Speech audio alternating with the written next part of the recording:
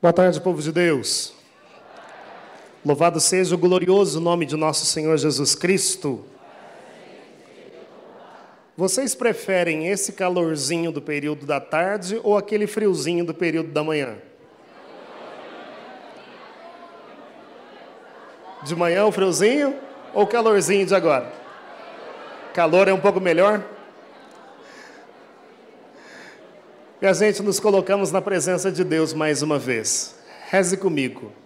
Pelo sinal da Santa Cruz, livre-nos Deus, nosso Senhor, dos nossos inimigos, em nome do Pai, do Filho e do Espírito Santo. Amém. Meus irmãos, o tema da nossa reflexão nessa tarde será revestir-se de Jesus. Você pode repetir comigo o tema dessa tarde? Agora dá um sorriso bonito para quem está do seu lado, diga para ele: você precisa se revestir de Jesus.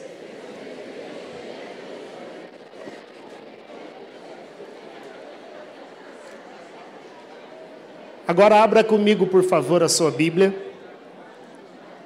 Lá na carta aos Romanos, no capítulo número 13, vamos ler o versículo número 14.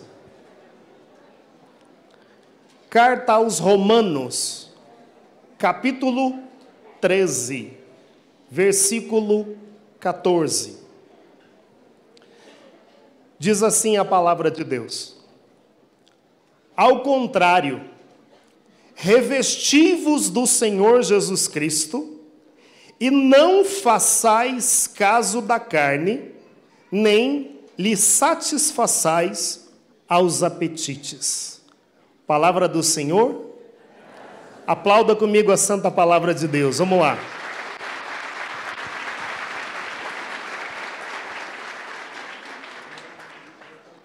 Meus irmãos, eu acredito no poder que há na palavra de Deus. Eu creio que quando a palavra de Deus ela é proclamada, ela realiza exatamente aquilo que ela diz.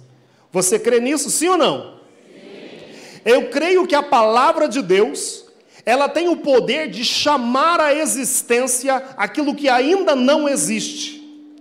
E nós temos visto isso desde a criação. Deus, ele diz: faça-se. E porque a palavra ela é proclamada, a palavra chama à existência aquilo que ainda não existe. Nessa tarde de hoje, essa palavra, ela é uma palavra de poder para a minha vida e para a sua. Ouça só. Ao contrário, revesti-vos do Senhor Jesus Cristo. Essa é a palavra de Deus para a nossa vida nessa tarde de hoje. Agora, minha gente, olha só como essa palavra tem poder. Nós ouvimos, por exemplo, Santo Agostinho, no livro Confissões, no capítulo número 8, no versículo número 29, ele vai dizer o seguinte, preste atenção. Agostinho está lendo esse texto que nós acabamos de ouvir. Preste atenção naquilo que a palavra realizou na alma dele. Preste atenção naquilo que essa palavra realizou no seu coração. Olha o que Agostinho declara. Apressado, eu voltei-me ao lugar onde Alípio ficara sentado, pois ao levantar-me havia deixado aí o livro do apóstolo. Eu peguei-o, abri e li em silêncio o primeiro capítulo sobre o qual caiu o meu olhar. Não em orgias e bebedeiras, nem na devassidão e libertinagem, nem nas rixas e ciúmes, mas revesti-vos do Senhor Jesus Cristo e não procureis satisfazer os desejos da carne. Agora olha só o que Santo Agostinho declara. Eu não quis ler mais. Nem era necessário. Mal terminar a leitura dessa frase, dissiparam-se em mim todas as trevas das dúvidas, como se penetrasse no meu coração uma luz de certeza. Minha gente, Agostinho pega esse versículo que nós acabamos de ler, ele abre a palavra, lê a palavra, e ele disse assim: não precisava ler mais. Esse texto da palavra foi o suficiente para dissipar a sombra da dúvida. Esse texto da palavra foi o suficiente para iluminar toda a alma de Agostinho, minha gente. Esse é o desejo do meu coração nessa tarde. Que a palavra proclamada para nós exerça essa mesma influência e poder, dissipando todas as trevas das dúvidas do nosso coração. Observe que o verbo aqui, ele é um verbo que está no imperativo. Além de estar no imperativo, é um verbo que está no plural, é para todos nós. Revesti-vos de nosso Senhor Jesus Cristo. É uma ordem que Deus está dando para nós. Você pode comigo mais uma vez proclamar essa ordem? Levante o seu braço direito para profetizar. Revesti-vos de nosso Senhor Jesus Cristo. Agora proclame essa palavra de novo sobre a vida do seu irmão. Se revista de nosso Senhor Jesus Cristo.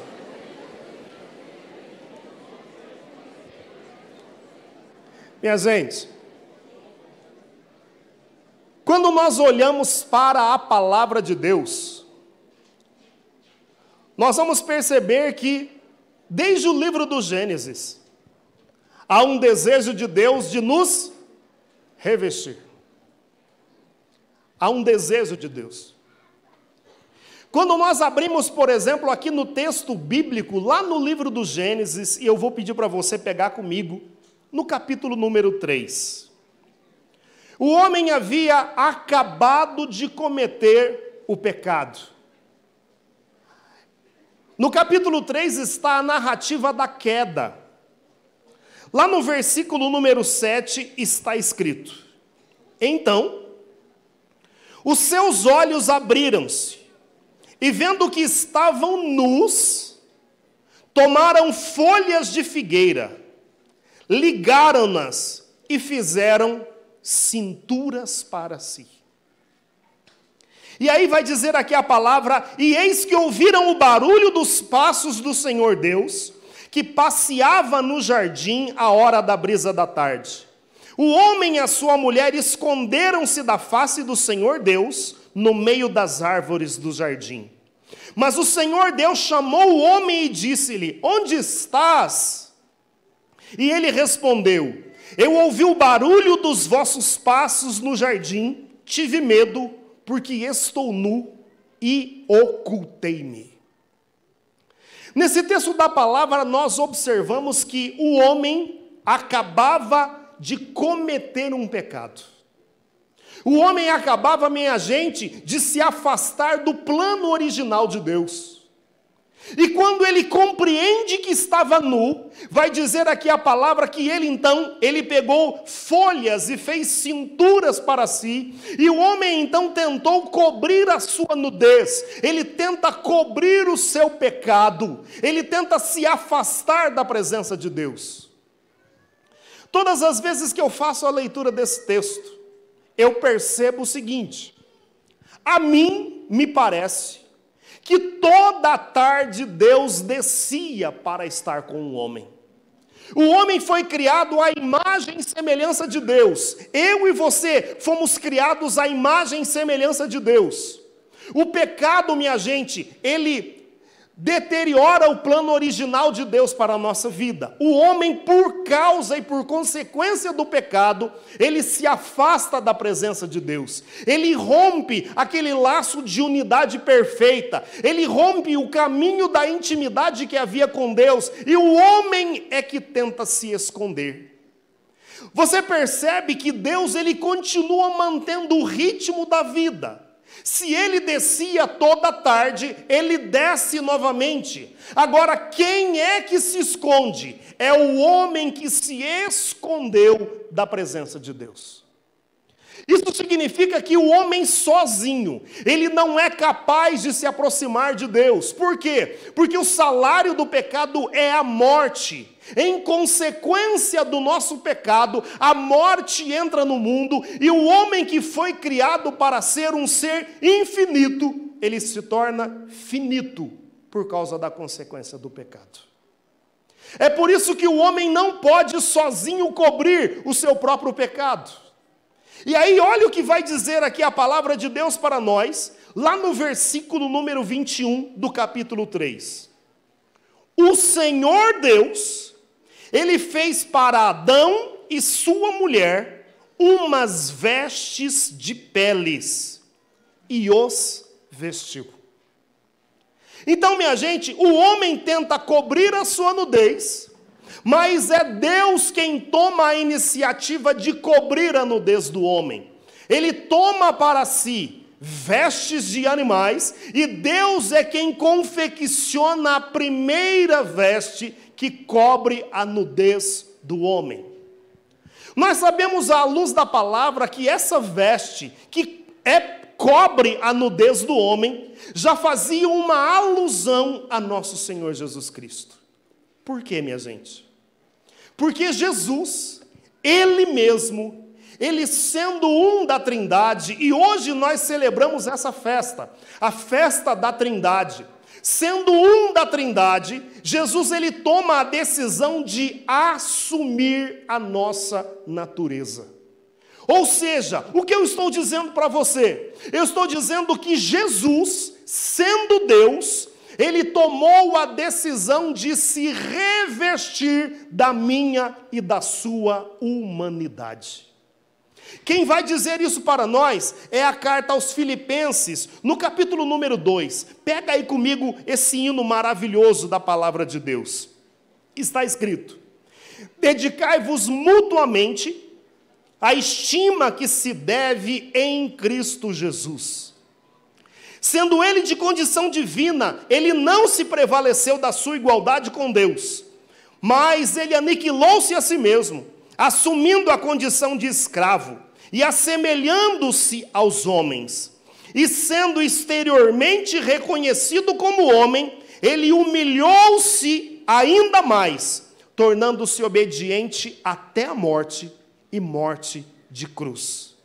Filipenses capítulo 2, versículo 5 declara que Jesus Cristo, sendo um da Trindade, Ele tomou a decisão de vestir a nossa mortalidade. Preste atenção. Aqui, andando pelos campos aqui, alguma vez você já pisou no formigueiro? Quem já pisou no formigueiro aí? O que acontece quando você pisou no formigueiro? O que aconteceu? O que aconteceu? Você já viu falar de uma formiga chamada lava-pés? Já viu falar? Já pisou num formigueiro cheio de formiga lava-pés? Elas subiram perna acima, foi isso que aconteceu? Sim ou não? Picaram você, foi isso que aconteceu? Sim ou não? Pois é, minha gente. Agora vamos imaginar o seguinte. Então estava você andando distraído por um campo ou por algum lugar, por um jardim, e de repente você pisou no formigueiro. Foi isso que aconteceu? Vamos mudar a ótica, tá? Vamos olhar pela ótica da formiga. Um gigante estava distraído e ele estava caminhando próximo à nossa cidade. O gigante distraído pisou na nossa cidade, destruiu todas as nossas casas, matou uma porção de entes queridos. O gigante destruiu toda uma cidade.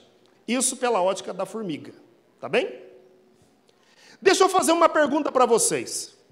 Se por acaso entrasse no teu coração um sentimento de compaixão pelo formigueiro, é possível você ajudar o formigueiro?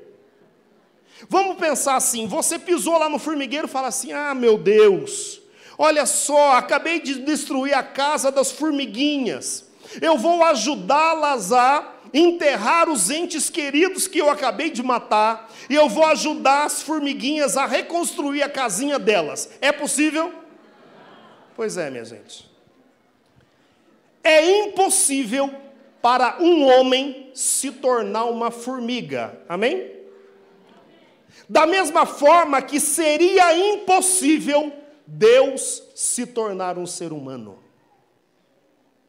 Mas Ele, minha gente, por amor de cada um de nós, Ele assumiu a nossa natureza. Deus se fez homem.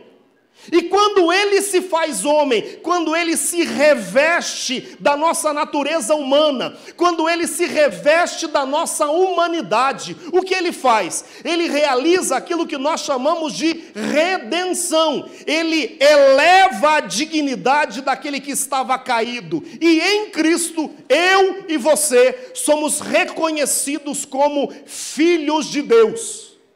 Isso é o que Cristo fez por nós ao assumir a nossa natureza. É o que Jesus realiza por nós quando Ele assume a nossa humanidade. Ele elevou a nossa dignidade.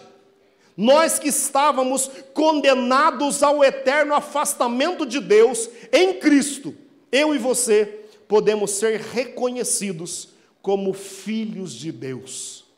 Levante a sua mão. Faz cara de orgulhoso agora e diga assim, eu sou filho de Deus. Está muito fraco isso aí, minha gente, bem forte, diga bem alto. Eu sou filho de Deus. Agora diz para o irmão que está do seu lado com um brilho no olhar, diz assim, ó, você é filho, é filha de Deus.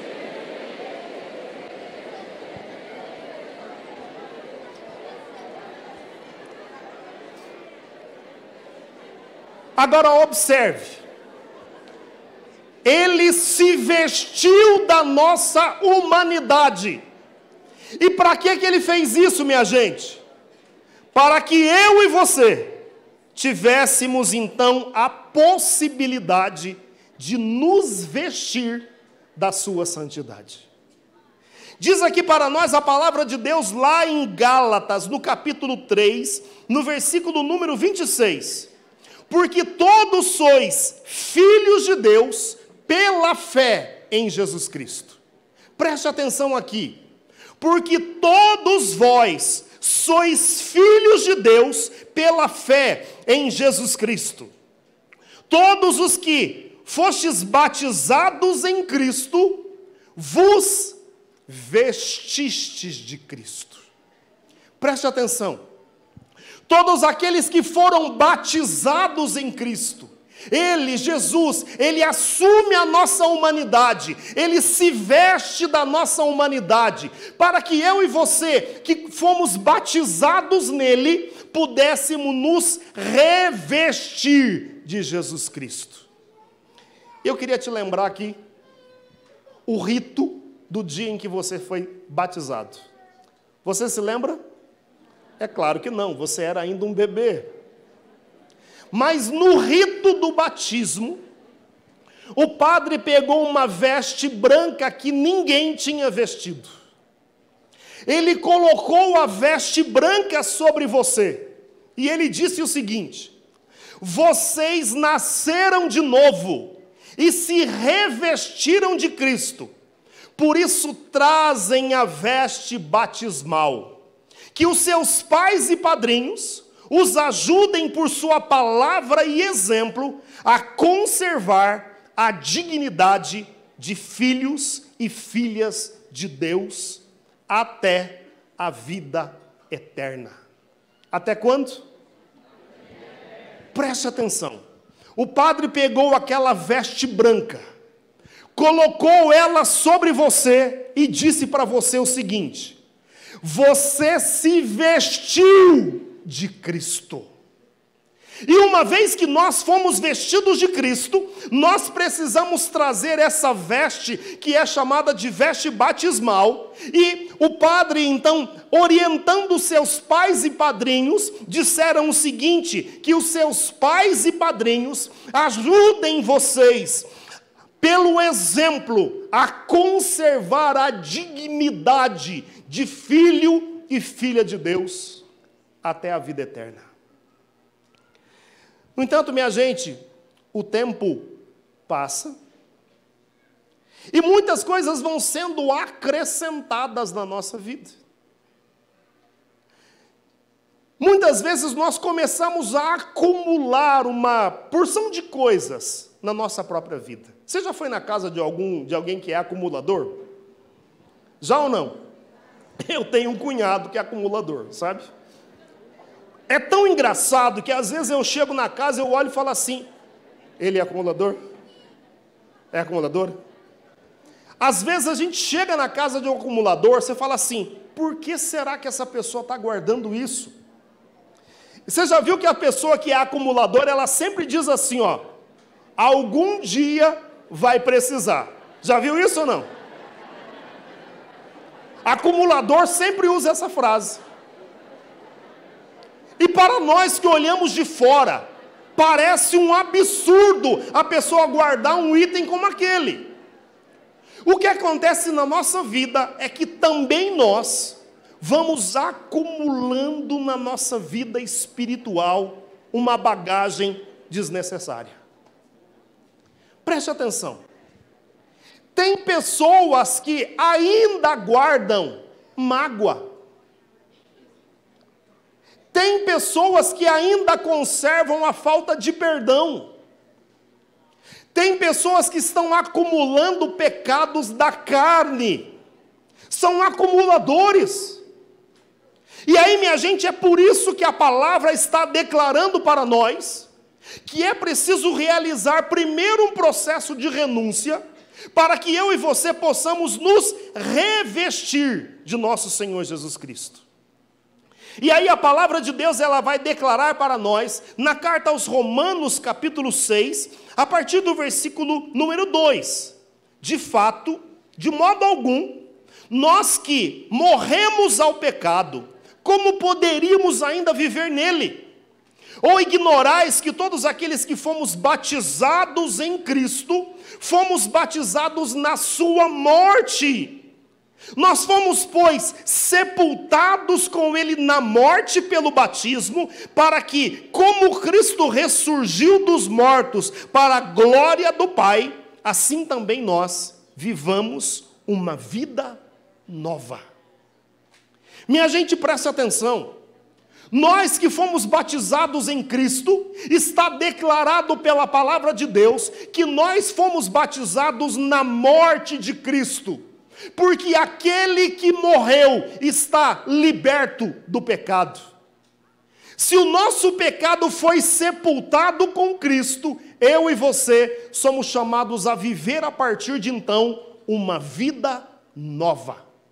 Repita comigo: vida nova.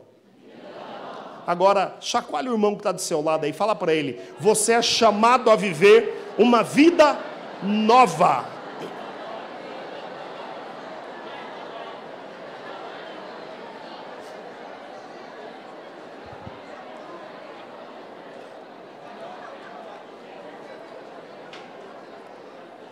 Agora, olha só.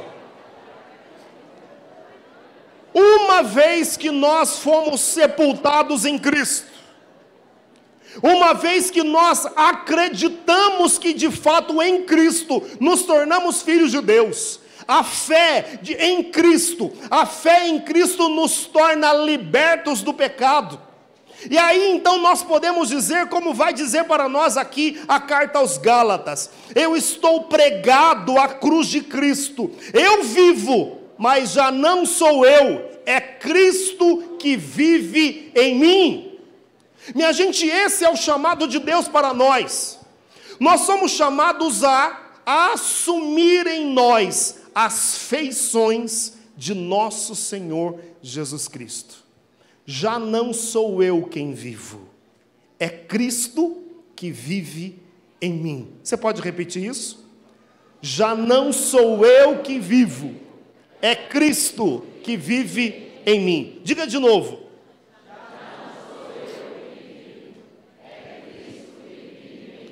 Minha gente, Cristo vivendo em nós é um processo de santificação, de santidade.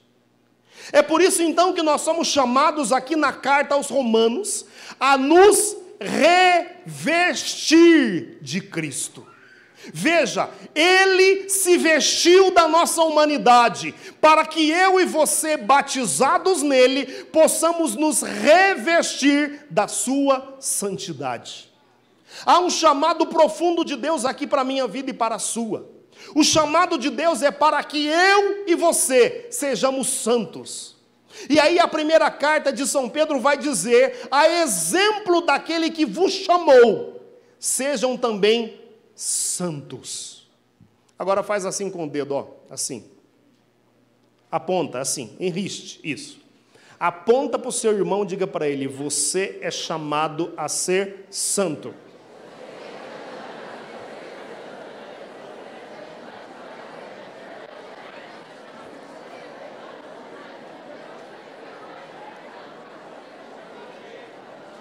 Falar para os outros é fácil, né? É fácil falar para o outro, é ou não é, gente? Agora observe.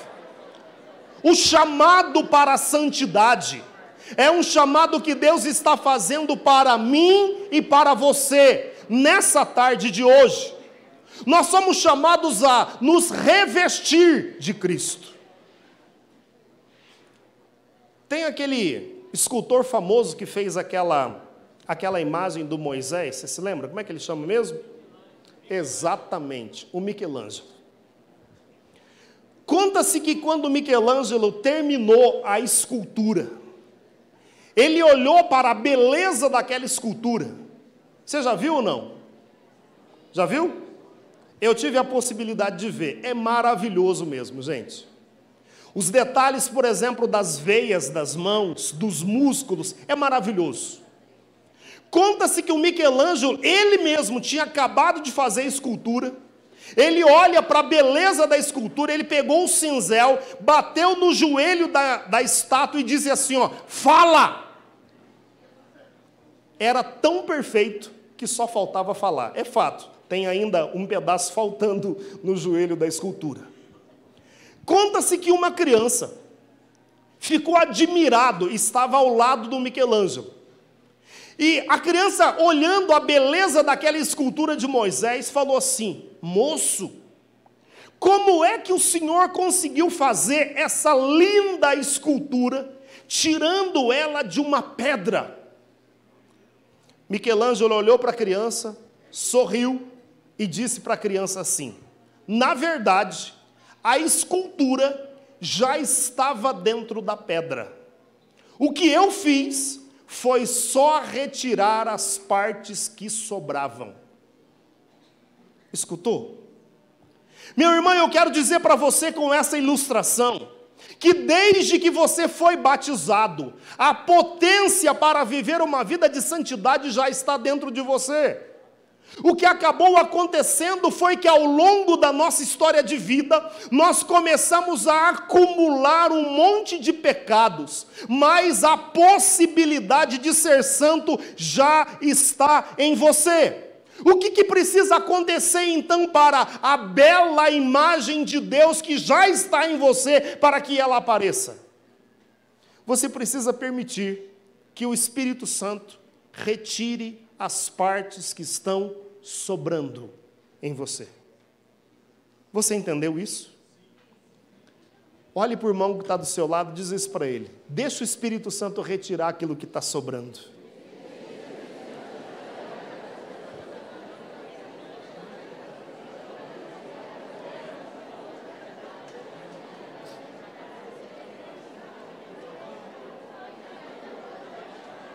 A carta aos Tessalonicenses, ela vai declarar uma verdade para nós. Essa é a vontade de Deus para convosco, a vossa santificação. Levante sua mão e diga comigo: esta é a vontade de Deus para a minha vida, a minha santificação. Mais uma vez, proclame isso. Essa é a vontade de Deus para a minha vida, a minha santificação. Meus irmãos, o beato Carlos Acutis, ele disse uma frase maravilhosa a respeito da santificação. Ele disse assim: a santificação não é um processo de adição, é um processo de subtração. Menos eu, para deixar mais espaço para Deus. Aprendeu como se faz santo? Menos eu e mais espaço para Deus. E ainda, Carlos Acutis vai dizer para nós o seguinte: todos nós nascemos como originais, mas a maioria vira uma fotocópia. Essa versão que você está agora é a melhor? Ou você acha que o Espírito Santo pode trabalhar ainda mais na tua santificação pessoal? Isso aí que está agora, se eu bater uma foto sua agora, é original ou fotocópia? Porque veja, minha gente, há um chamado profundo de Deus aqui para a minha vida e para a sua. Eu e você precisamos assumir em nós as feições de nosso Senhor Jesus Cristo. Eu e você, e é assim que faz o ourives quando ele está preparando o ouro. Ele coloca o ouro no cadinho, é claro que hoje existem outras ferramentas, mas ele coloca fogo no cadinho. E o ouro começa a queimar ali no cadinho. E você sabe quando é que o ourives sabe que o ouro está puro? Quando ele olha para dentro do cadinho e vê o rosto dele refletido no cadinho. Enquanto ele não vê o seu rosto refletido, é porque ainda tem impurezas que precisam ser queimadas pelo fogo. Se Jesus olhar para mim e para você agora, ele vai conseguir encontrar em nossa vida as suas próprias feições. Porque nós somos chamados, minha gente, nas nossas atitudes, a refletir o rosto de nosso Senhor Jesus. Quando eu completei 40 anos, eu comecei um processo de olhar para dentro de mim mesmo. Eu sou um homem de um temperamento muito forte mesmo. E eu descobri que 70% das nossas reações são devidos àquilo que você traz dentro do seu coração. Ou seja, você reage de acordo com aquilo que você traz dentro do seu coração. Se nós olharmos para as tuas reações, e minha gente, eu já fiz cada coisa, sabe? Eu já tomei cada atitude, por exemplo, de raiva, em momentos de nervoso, que eu olho e falo assim, não é possível que era eu. Essas reações, elas são devido àquilo que você traz dentro do seu coração. E nessa tarde, eu estou te convidando a olhar para dentro de você mesmo. Porque uma coisa é agir, outra coisa é reagir. Porque muitas vezes quando nós reagimos de acordo com os nossos traumas, com as nossas lembranças dolorosas, com a força do nosso temperamento muitas vezes impetuoso. Então, minha gente, o que nós precisamos permitir é que o Espírito Santo realize a sua obra em nós, de modo que as nossas reações, elas já não mais se deem a partir dos nossos traumas. As nossas reações já não sejam mais a partir das nossas limitações, das lembranças dolorosas que nós temos. É preciso reagir de acordo com as verdades que foram plantadas em nosso coração, pela força transformadora do Espírito Santo. Portanto, minha gente, eu não quero ser uma fotocópia. Eu quero ser original. E você? Quem aqui deseja ser original, levante a mão e diga eu. Se o beato Carlos Acutis deu para nós a fórmula, menos eu e mais espaço para Deus, olha só o que vai nos ensinar o Santo Afonso de Ligório. Você trouxe algo para anotar? Anote essa frase, por favor. Ele disse assim: a santidade, ela consiste primeiro numa verdadeira renúncia de si mesmo. Verdadeira o quê? Eu não entendi. Verdadeiro o quê? E aí, segundo, numa mortificação das próprias paixões. Mortificação do quê? Das próprias paixões. E terceiro, numa perfeita conformidade com a vontade de Deus. Conformidade com o quê? Então são 3 passos.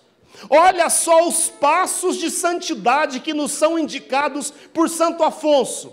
Primeiro passo, olha só, renúncia de si mesmo. Segundo passo, mortificação das próprias paixões. E terceiro passo, conformidade com a vontade de Deus. E aí eu faço uma pergunta para você. É fácil ou é difícil dar esses 3 passos? Vamos lá? Primeiro passo qual é? Renúncia de si mesmo. Segundo passo qual é? Mortificação das próprias paixões. E o terceiro passo qual é? Conformidade com a vontade de Deus. Minha gente, se nós vivermos esses 3 passos, nós estaremos nos revestindo de nosso Senhor Jesus Cristo. Nós falávamos então dessa dimensão do anúncio profético para esse tempo. Nós falávamos das exigências desse tempo, e nós que estamos aqui, nós estamos por quê? Porque nós conseguimos fazer uma leitura do tempo em que nós estamos vivendo. E aí, o nosso Papa João Paulo II vai dizer para nós que a santidade é a força mais poderosa para levar Cristo aos corações. Você escutou? A santidade é a força mais poderosa para levar Cristo aos corações.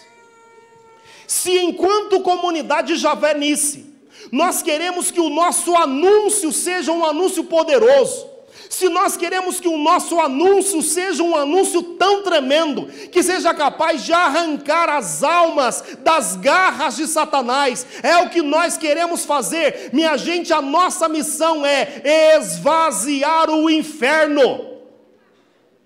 Se nós queremos esvaziar o inferno, a arma mais poderosa é uma vida de integridade e de santidade vivida nesse tempo. Isso é desafiador? Sim ou não? Sim. É desafiador? Sim ou não? Sim. Mas a arma mais poderosa é uma vida de santidade. Chacoalhe o irmão que está do seu lado, diz para ele assim: não tem jeito, meu irmão. Não tem jeito. É vida santa.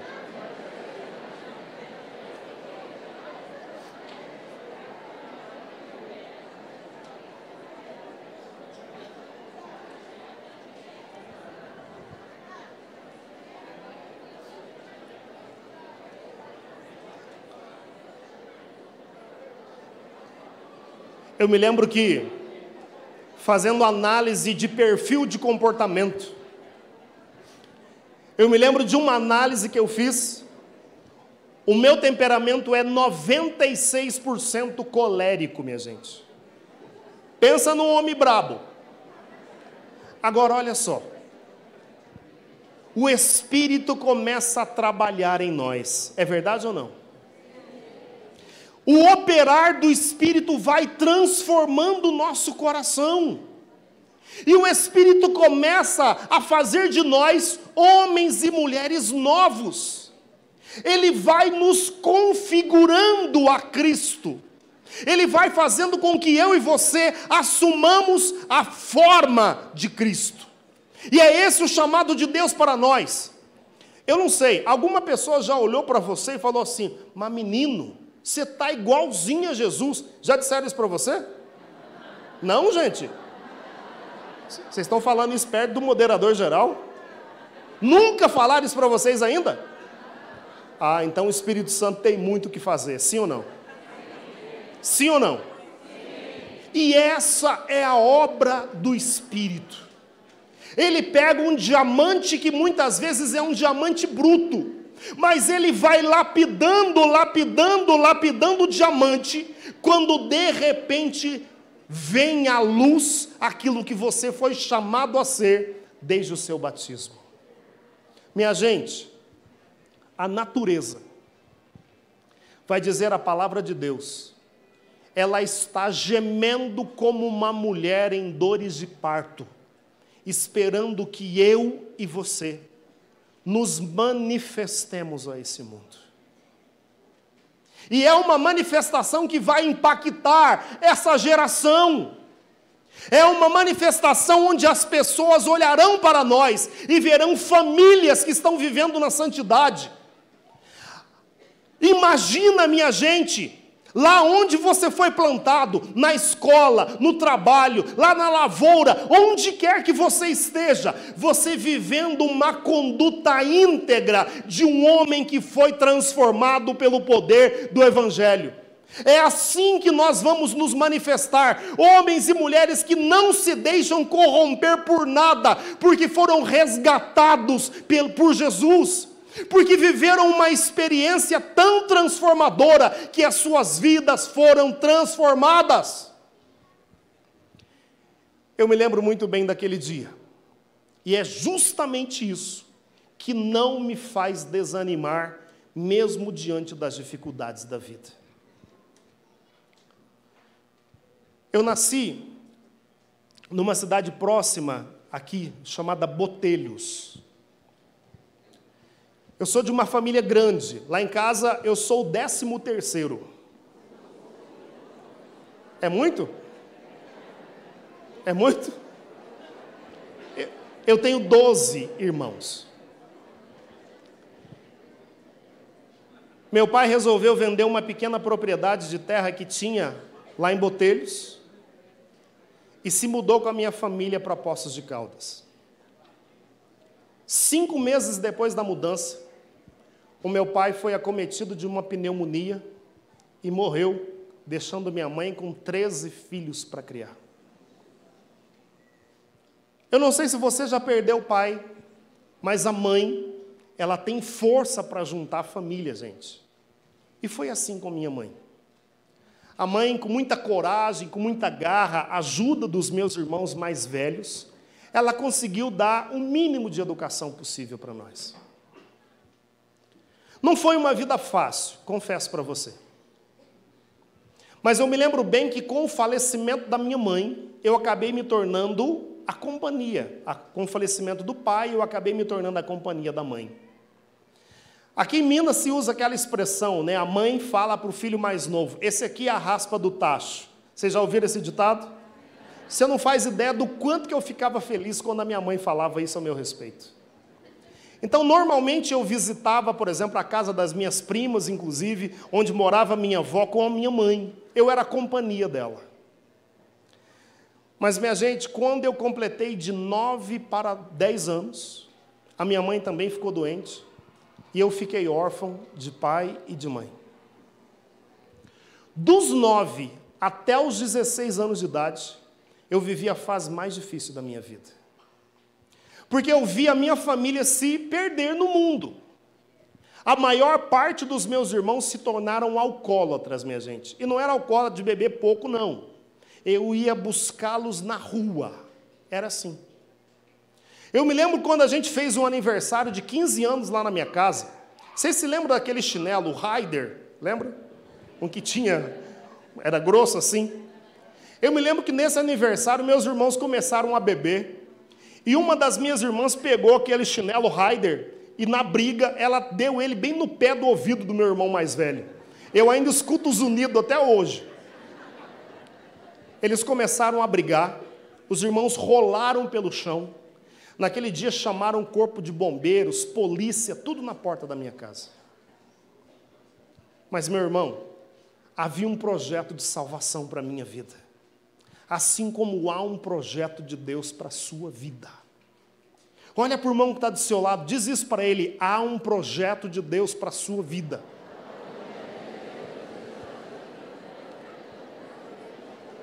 E aí, meus irmãos, com essa vida completamente destruída, foi que Deus me encontrou.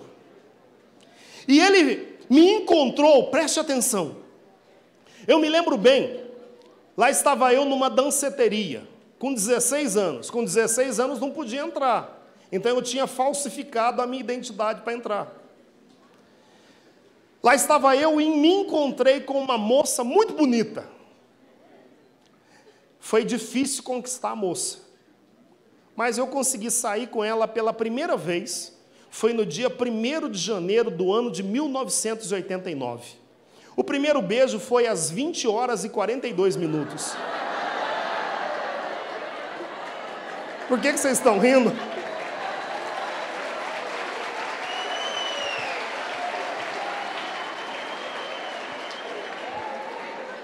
Aquela moça me disse uma frase que mudou a história da minha vida. Ela perguntou para mim assim, você é católico? Eu disse, sou. E ela disse, pois é, toda terça-feira tem um grupo de oração na igreja matriz, você não quer ir? E eu fui. Claro, eu fui para me encontrar com ela. Mas no grupo de oração eu acabei me encontrando com o nosso Senhor Jesus Cristo, amém?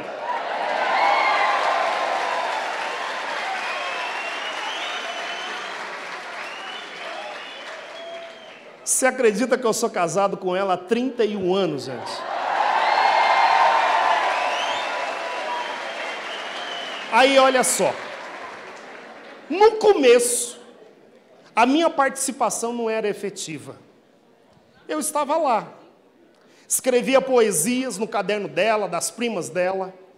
Até que um dia o dirigente começou a rezar em línguas, minha gente. Eu cutuquei ela, falei, lá o rapaz está rezando em latim. E ela me disse assim, não é latim, é o Espírito Santo que está rezando nele. E eu disse para ela, se o Espírito Santo reza nele, eu quero que ele reze também em mim. Comecei a participar mais ativamente, nos dias 20, 21 e 22 de abril do ano de 1989, eu e ela fizemos um seminário de vida no Espírito. Minha gente, naquele final de semana, aquele jovem que tinha a sua vida destruída, ouviu pela primeira vez que Deus o amava. Eu culpava a Deus pelas coisas ruins que aconteciam na minha vida. Mas naquele final de semana eu descobri que Jesus havia morrido para pagar o preço do meu pecado. E eles disseram para mim que se eu cresce em Jesus, Ele derramaria sobre a minha vida uma nova e poderosa unção do Espírito Santo. Minha gente, eu acreditei naquelas palavras. Eu me lembro que o pregador disse assim, desafie Deus agora. Você pode dizer, se aquilo que aquele moço está falando é verdade, realiza na minha vida, eu quero ser cheio do Espírito Santo. E eu me lembro que ele nos orientou assim, olha, se todos os poros do teu corpo tivessem uma boca, seria necessário que todas essas bocas dissessem ao mesmo tempo, vem Espírito Santo. Eu estava de joelhos com minha namorada. quando eu comecei a sentir um calor que não é como esse que está aqui agora, gente.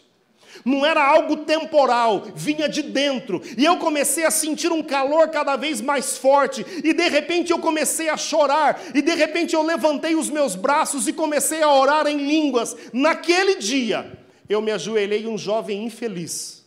E me levantei um homem completamente transformado pelo poder de Deus. E aí começou o processo. Aos 17 eu já pregava. Deus me deu a graça de pregar para 9 dos meus irmãos que foram batizados no Espírito Santo. E Deus começou o processo de salvação da minha casa. Em seguida vieram as minhas primas. E aí toda a nossa família começou o processo de estar aos pés de nosso Senhor Jesus Cristo. Meu irmão e minha irmã, Deus quer fazer essa obra em minha vida e na sua. O que nós precisamos fazer? Viver agora uma vida de santidade e anunciar que Cristo, Ele é a resposta para todas as inquietações do coração humano.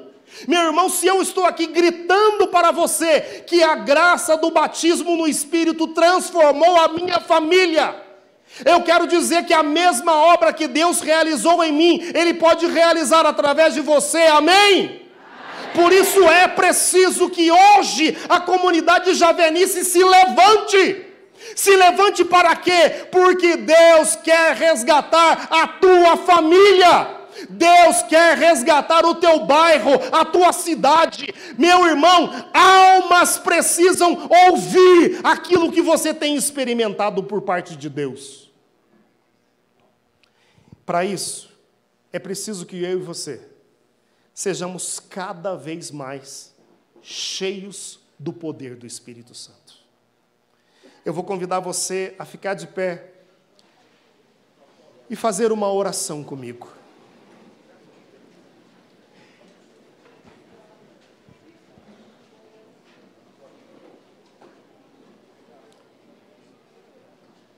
Eu vou te convidar a fazer comigo a oração da irmã Carmela do Espírito Santo.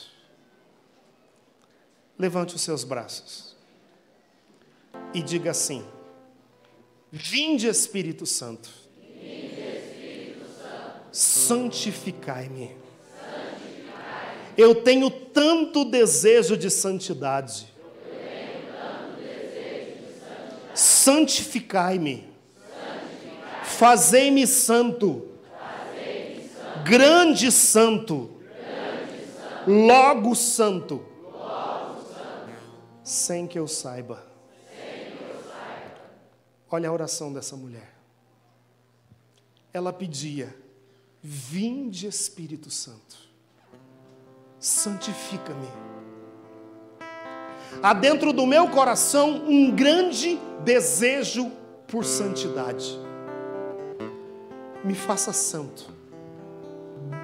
Grande santo, logo santo,